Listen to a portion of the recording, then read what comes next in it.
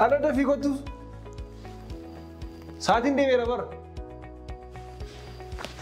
إيه كوجم توتر دكتور تكينيا سرپرایزین گلگلا کوری کمو گلگلا گا آیو نا سرپرایز گودان سیگود آجرینا مالا کا سرپرایز گونو ایسا کریمو هنگلو مات میلا جننا سرپرایزی کنا تباهیه کگمدو شکی تو کوکمو سرپرایزین کو مالی لات کومنتی لات تکیسن بري ساميگا هنگتو ما سگنتا کینیا تگرو میلا لا بداسا گودار گتسنجه چمبربالا نمني هنگتو ما سگنتا کینیا نوتو في بداسا گودار کبا أرا كوتو أوفي نايجي تكو يا مرام كوني مو دفن بيلا ما كوجودت ساعتين دم أوبشن كابدواتي نبي يقول أف ما نوان ساي كاسر كفته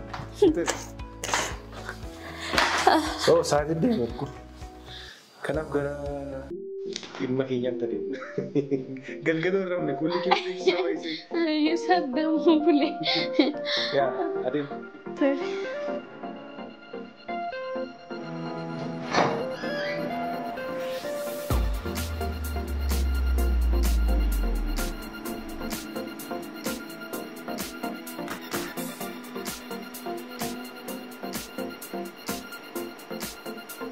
Egaa kabajamtoota hordoftoota keenya lafa deemaa rubitta? Beekan. Sarpiraayizii si godhaa jedha. Sarpiraayizii waan baay'ee sin jedheera. Kanaaf deemaa jirra ganamaan kaanee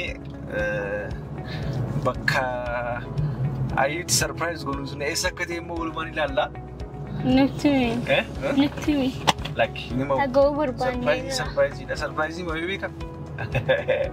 Maaliif sarpiraayiziidha Meeri?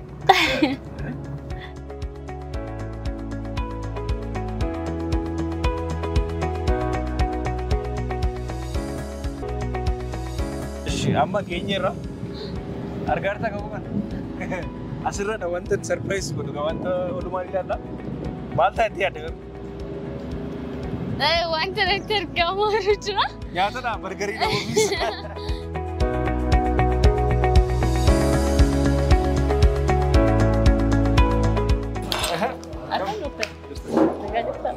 Akam naguma ayu akam naga kiti tayo bagana kan tayo mo naga dito nor kaya pagalat mo dito sa akam naga mati bed waljalaban bayi waljalaban naga naman dun ne karan qochufate yani mo sinigan ture karan kiye to korkisar ay no ayu to naga akam ayo jula ga tayi karan ayu jinqama wali nagarre ya video materon bayi wana narbufi aku mati aku mati akam ay Makaki wani nagu kasmet. mete mucan keessa nafta mucan kun amma burra qaba na buda malecha jarne barba ini sih nama lagi itu sih nama kan jara sagal masih tak sti anno kesu I think so ero tutto deve bukan Teka betul nu? ikaw Atau saat ini jadi kode miro saya teka atau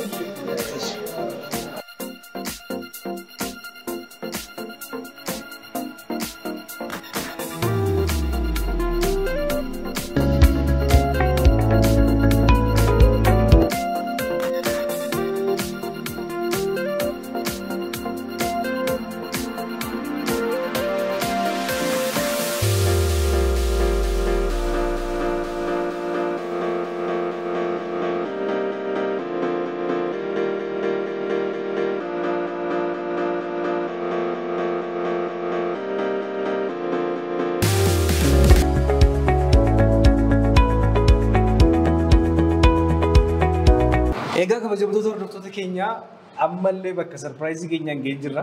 Gidduutti garuu naannoon dhufne sunis naannoo sarpiraayizii kan keessisi. Bakkuma iddoo jiru hojii wal fakkaata naannoo tokko waan ta'eetiif kanaan dura baay'een keessan akkuma beektan waggaa tokkoof ji'a sadii dura itti fakkaata. Garee dadhabdi egaa beektu baay'een keessanii waggaa tokkoo fi ji'a sadii dura mana naannoo Labuuti yookiin kutaa magaalaa Labuu Kan nama dhibu waggaa almost jeemee qaajjee sagal waggaa tokko booda yeroo tokko jeessa booda kaffaltii dhufeen ture. Sirrii dheeyye. Ergasii jijjiirama guddaan argame amma kana almost dhumee amma paartishiin hojjetamaadha manni koo. Haala ajaa'ibaatiin yeroo gabaabaa keessatti xumurame kaffaltiin isaas waan tokko nutti hin fakkaatin. Rakkoo jiru maal akka ta'e yeroo baay'ee kan sodaanna itti seenuu sodaanna. Birrii isa baay'ee nutti fakkaata garuu birrii salphaadhaanii kaffaltiin isaa waan tokko nutti fakkaatin hojjetachaa. Sadarkaa kanaan goosaatti baay'ee gammadeera. Mee maal fakkaata? Egaa akkuma beekamu hayyuun hammammaatti mana kee dhuftee ni ilaalle. Kanaafuu gara sarpiraayizii keenyaatti odoo hin deemini dursinee mana kanaan dura bittan maal akka inni fakkaatu sadarkaa kamirra akka inni geesse agarsiisuu kan barbaanne. Saayitii keenya irra manoota isin bittan keessaatiiti kun mana isin bittan keessuma jirra amma saaloonii keessanii kun akkuma argitu kana baay'ee bal'aadha. Ganaa immoo hojiin fiinishingii waan tokko iyyuu hin tuqamne waan ta'eef malee ijaaf immoo kana caalaa bareedaadha kan inni ta'u. Kutaa hunduma isaa keessa deemnee tokko tokkoon ruumiin keessa maal akka fakkaatu kiichinii kutaa ciisichaa keessa illee maal akka fakkaatu sirriitti ni ilaalla. Egaa manni keessan hojjetamee ijaaramee xumuramuu isaa qofa immoo otoo hin taane waggaa darbee yeroo isin bittanii fi amma gidduutti illee gara qarshii miliyoona 1,700 buufattaniitu mana kanarraa jechuudha. Qarshii miliyoona 1,700 buufanneerra waggaa tokko gidduutti gurguradhu. Waggaa rufus. Hiriyoon tokko baay'ee bite qaba beekamaadha. Hiriyoonni koo ollaa baay'ee qaba. Yeroo darbe maxxansee jennaan amanamummaa guddaa qaba. Yeroo ammaa qarshiin isaas baay'ee xiqqaadha. Saayitiin isaas baay'ee iddoo bareedaadha. Dafee immoo xumurame akkuma argitanii hiriyoon tokkos baay'ee gammadaniiru. Dhugaadha. Miliyoona 1,700 buufanneera. Mana kanarraa miliyoona 1,700 buufattaniitu barbaadan deebistanii gurguruu dandeessu. Barbaadan immoo haaluma jiruun ammoo suuta jettanii kafaltaniis xumuruu dandeessu. Egaa mana kana waggaa tokko booda harkaan isin geenya. Gamoon isaa olmoos guutummaa guutuutti xumuramaadha kan inni jiru. Hojii fiinishingii immoo jala jalaatiiti godaa kaasnee ilaaluu dandeenya. Hojii fiinishingii hojjetamaa jira. Waggaa tokko keessatti mana kana xumurree harkaan isin geenya jechuudha. Haga sanatti gaa olmoos gara persentii 25 irra geessanii toma kafaltii keessa. 25 yaa. Persentii 15 qofatu sin hafa. Isa booda baankii wajjin hin walitti isin hiine persentii 60 isaa hafu haga waggaa 20tti otoo hin dhiphatin mana kana kaffaltanii xumurachuu ni dandeessu jechuudha. Persentii 25 15 qofannoo hafi isa booda baankiidhaan waggaa 20tti suuta jennee xiqqoo keessa buusa. Mana keenya keessa jiraanna barbaadnu immoo gurguranna. Garuu keessa jiraannu gurguru kana jiraachumaaf dha waan ta'eef. Tani namoonni tokko yoo bitanii gurguruu barbaadanis mirga isaanii fayyadamu. Investimentii baay'ee jira. Isin immoo dhuunfaa keessanii jireenyaaf barbaaddan waan ta'eef waggaa tokko booddee manni keessan qophiin ta'a keessa jiraachuu yookaan itti galuu ni dandeessu jechuudha. Akkuma argitan gaa baalkoonii keenyatti achi siqnee ilaaluu dandeenya. Kuni baalkoonii keessan saaloonii irratti argamudha. Kana jaalladhee magaalaa guutummaa guutuutti magaalaa Finfinnee ilaaluu ni dandeenya. Argita booleen akka jirutti fuula keenya dura kan inni jiru. Gama kanaa yoo ilaalte Meksikoon fuula keenya dura jira. Darbees immoo mana keessan dudduubarra immoo gaara guddaatu jira. Gaara sanarraallee qilleensa qulqulluudha kan inni qabu. Qilleensa qulqulluu keessan kana fudhachaa sirriitti mana keessan ijoo gochuu dandeessu jechuudha. Barandaan akka kana wal fakkaate yookaan baalkooniin kun bakka sadiitti mana kana irratti kan inni argamu. Inni lammataa immoo kunooti asirraan akka argaa jirtan. Keessichaa keessan illee baalkoonii mataa isaatii qaba. Egaa akkuma beekamu immoo abbaa ciistii sadii sababitti filanneef gaa akkuma duraa sitti himee maatiinis yoo babal'ataa deemee daa'immanis yoo daddabalamaa deemanii sirriitti mana keessan keessatti rakkina tokko malee akka jiraachuu dandeessanii fi darbee egaa mooraa kana keessa bakka bashannanaa gurguddaa bakka 5 qabna. Mooraan kun akkuma argite baay'ee guddaadha. Lafa square meetrii 65 irratti kan inni argamu. Saayitiin keenya baay'ee guddaadha.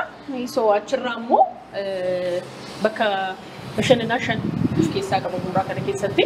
Tokko tokkoon isaatiitti illee bakka bishaan daakaa teenisa dirree irraa darbee bakka daa'imman taphachuu danda'an hunda waan of keessatti qabatee jirudha. Darbees egaa mooraa kana keessatti piroojeektii haaraallee warri kun almost harkaan isin ga'uuf deemna waggaa tokko qofannoo hafe. Darbee immoo piroojeektii haaraan kan ijaaramaa jiran illee ni jira. Isaan irratti immoo diskaawuntii guddaa ni qabu. Mee gara dudduubaatti deemnee piroojeektii sana sirriitti ilaalaadhuma haala isaa isiniif ibsa. Egaa akkuma argitan kutaan daa'immanii bakka ciisicha daa'immanii inni tokko kunooti.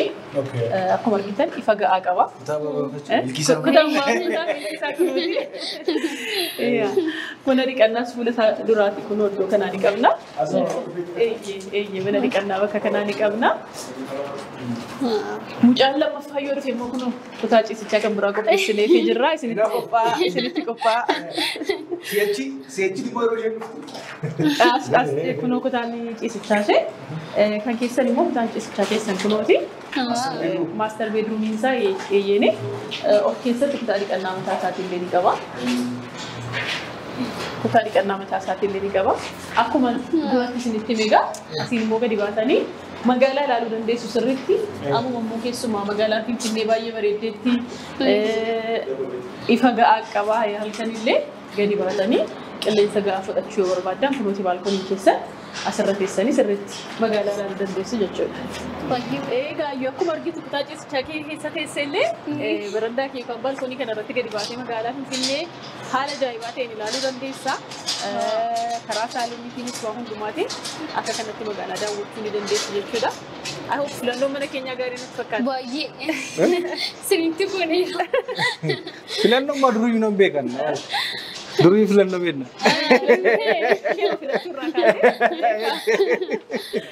Kunoo kana fakkaata. Haala kamiin argitanii? Waan hin jedhu qabu dhugaa dubbachuuf. Baay'ee mijaaladhe.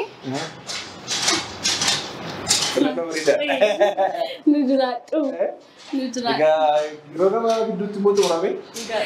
Akka itti galluu abdii guddaan qabu. Galgala keenya daawwachaa buna keenyas danfifachaa dhugaa barbaadde. Sirriidha dhugaadha. Waggaa tokko qofa nu eegaa mana kana keessatti immoo. Waggaa tokko guyyaa lakkoofnaa kana booda. Lakkaa sirriitti bira geessu waggaa tokko booda. Waggaa Manni kun tokko kan keessanii jechuudha. baay'ee bareeda. Egaa kabajamtoota hordoftoota keenyaa manni keenya maalirra akka ilaallee deebineerra. Amma immoo sarpiraayisii guddaa haadha mucaa koo, haadha manaa koo, haadha manaa gaarii, mucaa bareedaa waan naalaattiif isheen haadha manaa gaarii waan naaf taatee fi sarpiraayisii addaa sarpiraayisii bareedaa tokkoon qaba. Sarpiraayisii kana dubbadhu moo sigee? Si gargaaru laata? Maalidha naajis jettoosti ergisila. Defaanaaf immoo. Sarpiraayisii addaa jira. Sarpiraayisii kana gaa'eedha dubbadhu beekti. Gargaaruun ni fooyyee. Fakkaata faayii baasuu hin dandeenye. Egaa gidduu kana ilmoota gara torbee lamaati waliin dooktarii wajjin bilbilaa wal quunnamaa turre. Egaa har'a sitti maccitiisa.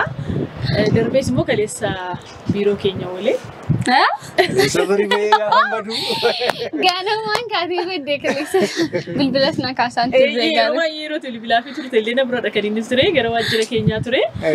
So egaa wanni jiru maal inni ayyuu yaadataa waggaa darbee mana keessan amma ilaallee dhufne kana yeroo bittanis akkuma kana communicationii guddaa dooktar waliirraa taasisneetu amma kunuu bu'aarra kan inni ga'ee jiru.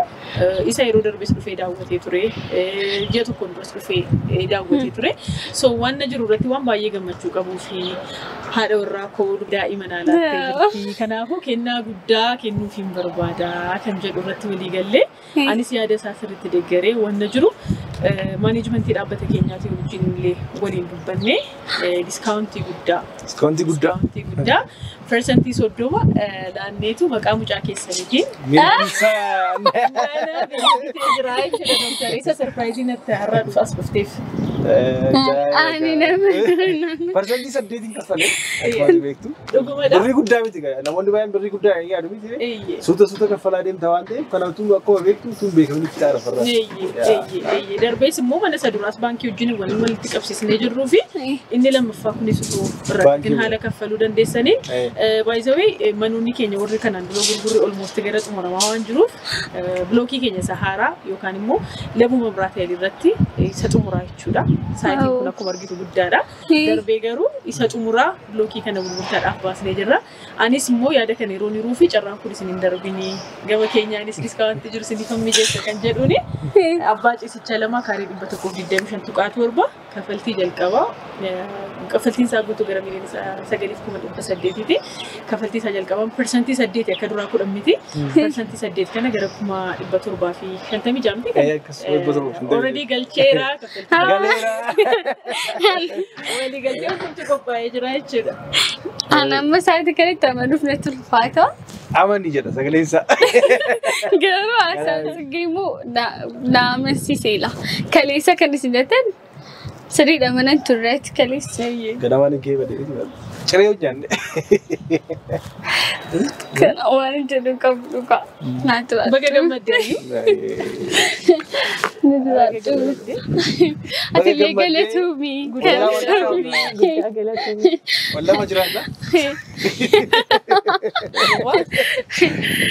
Yaa dabalataan immoo investimantiidhaaf sirriitti si gargaara. Fuulduratti isinitti mee mana darbeerraallee waggaa tokko gidduutti gara qarshii miliyoona tokkoof tuqaa torba kan isinirraa bu'aa buufattanii ammas immoo saayitii kanarraatiif mana isa xumuraa waan ta'eef kan gurguraa jirru yeroo gabaabaa keessatti dhaabbata keenya manni nu gurguramee waan xumuramuuf isin dabarsanillee mana kan gurguruu barbaadan darbee immoo daa'immaniif illee akka asseetii guddaadha waan ta'eef isaaniif illee yoo barbaadan kanaaf itti mootii inni duraa maqaan mana kanaa maqaa keessanii waan tureef dura inni lammataa immoo daa'imaana ta'uu jedheetu milkii baga gammaddeesillee maqaa milkiitiin jechuudha waliigalteen kan Ni farramsiisuu qabna turre inni dhufee taa'ee haala isaatiin bakka buusaa wayyaa.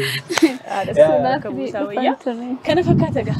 Egaa dhugaa dubbachuuf taanaan an baay'ee jaalladheera natti toleera. Akka irraa gammadeen beekachuu nan danda'a. Kanaafiyyuu egaa daawwattoonni koos immoo warreen na hordofanii anaaf haaraadha bakki kun yeroo jalqabaaf hin dhufe. Garuu immoo wanta argetti baay'ee gammadiira fuulli kooyyuu.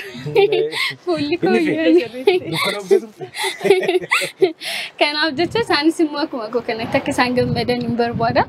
Kanaaf waa'ee deemsii riil isteetii xiqqoo ishee utuu naa ibsitee fi akkam akka ta'e isaanillee dhufanii akka isaan bitatanii ollaa ta'an waan hin barbaaduuf utuu nu ibsite natti tola. Egaa daawwattoota keetiif immoo waa'ee deemsii riil isteetii ni himna. Yeroo baay'ee daawwattootni dooktar illee sirriitti nu beeku. Kan kee maamilli haaraadha waan ta'eef yookaan daawwattoota haaraa waan ta'aniif dhaabbanni keenya deemsii riil isteetii jedhama. Egaa hundaa'ee almost waggaa 28 ol darbee jira. Magaalaa Finfinnee naannoo yeroo saffisaaf yeroo gabaabaa keessatti sirriitti guddataa jiru. Labuu Mabiraat Haayilii irratti immoo kan maal kana lafa square meetirii 65 irratti kan jiru. Saayitii guddaa ijaaraa jirra. Saayitii kana keessaa immoo bilookii isa xumuraa. Baay'ee erga ijaarsa kana jalqabne yookaan immoo erga gurgurtaa jalqabneetii Labuu Mabiraat Haayilii irratti yeroo muraasadha waggaa tokkoo fi ji'a ja'a waan akka kanaa hin dabarre.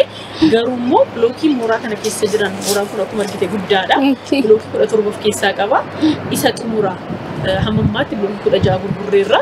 Isa xumuraa amma immoo samuuna kana bilookii dooktaris kanaa fi kanan bilbilee fi ofarii hin darbini nuti diskaawuntii isin mijeessinaatiiti kanatti fayyadamaa jedhanii bilbilee kominikeet godheef iyyuu kanaa fi Labuu Mabiraat Haayilii irratti saayitii qabnurraatiiti isa xumuraa bilookii isa xumuraa 17ffaa gurgurtaadhaaf baasnee jirra. Bilookii kanarraatiiti immoo gosa manoota garaagaraa qabna. Amma already saayitii keenya clear gochaa jirra bilookii isa xumuraa irratti gosa manoota garaagaraa qabna. Kaaree abbaa ciisichi tokko kaaree 72 ni jira, 76 ni jira, 78 ni jira. Kaffaltiin isaanis immoo baay'ee guddaa miti dhugaa dubbachuudhaaf. Gamoo keenya haaraa kanarraatiiti gosa manoota hin qabnu kaaree abbaa ciisichi tokko kaaree 72 tuqaa irraa eegalee jira. Gatiin isaa walii gala qarshii miliyoona 5,600dha. Kaffaltii duraa %8 qofa. %8 qofaan kun immoo qarshii 453 inni lammataa immoo gosa mana isin fudhattanii yookaan immoo gosa mana amma dooktar wajjiniin daa'ima keessaniif xumurree jirru kanaati kaaree 125 tuqaa 7 irratti inni immoo kan inni jiru. Gosti mana kana kutaa hojjettu kutaa dhiqannaa mataa isheetii wajjiniin of danda'ee qaba. Istoorii qobaatti qaba. Ruumii laawundarii qobaatti ni qaba. Kutaa dhiqannaa 3 qaba walii galatti jechuudha. 2 bedroom mannee ta'eeti. Barandaa immoo akkuma margitan kana magaalaa sirriitti gadi baatanii kan irratti ilaaluu dandeessan. Barandaa 3 kan qabu illee hin jira, barandaa 2 illee kan qabu jira gosti mana kana. Total costiin isaa gara qarshii miliyoona 9,800ti. Akkuma kaffaltii keessanii immoo qarshii 700 fi 56 kaffaluudhaan kaffaltii duraa %8 maamilli kamiyyuu bitachuu ni danda'a jechuudha. Egaa bilookii keenya haaraa jiru ammaarraatti immoo abbaan ciisicha 3 waa hundi kan of keessatti guutate immoo qarshii miliyoona tokkoof suuqaa sadiirraa eegaleeti gurguraa jirra. Qarshii 908 kaffaltii dura yookaan immoo persentii 8 sana kaffaltanii mana kana bitachuu ni danda'u. Kan hafe persentii 32 waggaa 3 keessatti kaffalamaa jechuudha. Haga waggaa 3 jajaatti leessisuu ni danda'u. Isa booda mana isaanii fudhatanii keessa jiraachaa barbaadan kireeffachaa isa hafe persentii 60 liqii baankiitii kaffaluun illee haalatti danda'amu mijeessiniitu jira. Baankii sintu mijeessa? Baankii kan mijeessu nuyi especially nu biraatiitiin wanti gaarii ta'e maa'inni hordoftoota amantaa Islaamaa Musliimaa kan ta'anii interest free banking system haala sanas mijeessinii fi nu jirra. So amantaa isaanii wajjiniin illee otoo wal hin haala sanaanii kaffaltii baankii interest free banking systemiidhaan kaffaluu danda'u. Amantaa Musliimaa maamiltoonni hordofan kabiraati immoo interestin akkanumas darbeet immoo interestii malees gosa lamaaniin iyyuu liqii baankii kanatti fayyadamuu ni danda'a. Waggaa 5 irraa kaasee waggaa 20tti liqii baankii kuni baankota hundumaatti wajjin mijeessinee waan jirruu fi haala sanaan karaa salphaa ta'een bitachuu ni danda'ama jechuudha.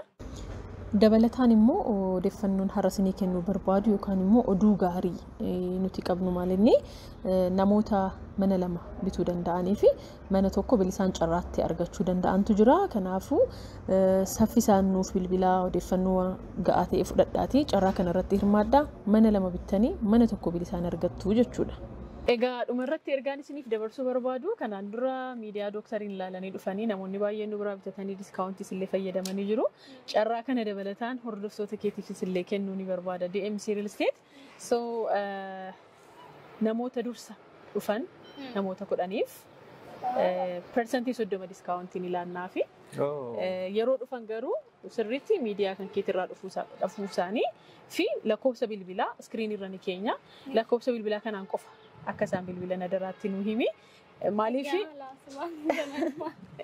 lakkoofsa bilbilaa iskiriinii irra jiru ni maaliif dhaabbata keenya keessatti lakkoofsa bilbilaa garaagaraa fayyadamna. Garuu diskaawuntii kee argachuudhaaf yookaan immoo persentii 30 akka isaanii hir'ifamuu fi lakkoofsa amma iskiriinii irra keenyu kana qofaan bilbilaniitu Tsiggereedaa jedhanii anaan kominikeet gochuu ni danda'u. Ishee dubbistuu jechuudha. Anaan dubbisuu ni danda'u. So maqaa miidiyaa keetiis immoo himanii ayyuudhaan dhufne jedhaniiti persentii 30 namoota dura dhufaniif 10f ni laanna. Egaa dooktaris mufate fakkaata. Mufanne manuma keessatti deebi'a waan ta'eef baay'ee gammanneerra. Isinis mufachiisnu haaluma wal fakkaataadhaan namoota dura dhufan 10f kan keetiifis diskaawuntii wal fakkaataan ilaalla. Kristaanaan tole. Kan dursee naan xiqqoo akka mufachuu ta'e. Xiqqoo mashee garaa keessatti qabadheen ture. Irratti barreerra. So haala sanaan egaa lamaan keessaniifuu namoota dursa dhufan 10f persentii 30 diskaawuntii ni laannaa fi darbee moonni lamaffaa chaalenjiin isinii kennuu barbaadu maali? Guyyaa 10 keessatti har'arraa kaasee guyyaa 10 keessatti maqaa miidiyaa keetiitiinis namoonni 10 maqaa miidiyaa keetiitiinis namoonni 10 yoo dhufanii nu biraatiitii mana bitatan 20 yeroo isaan guutan isiniif dabalataan diskaawuntii amma isin ilaanne ni beektu sanarratti dabalataan persentii 30 diskaawuntii isin ilaannaa jechuudha. Adaraaga nuufis ofii keessaniifis diskaawuntii qabdu nuufis immoo yaada walumaan ollaa taanee buna wajjin dhunnaa suuta jennee kaffalla baay'ee hin kaffalama.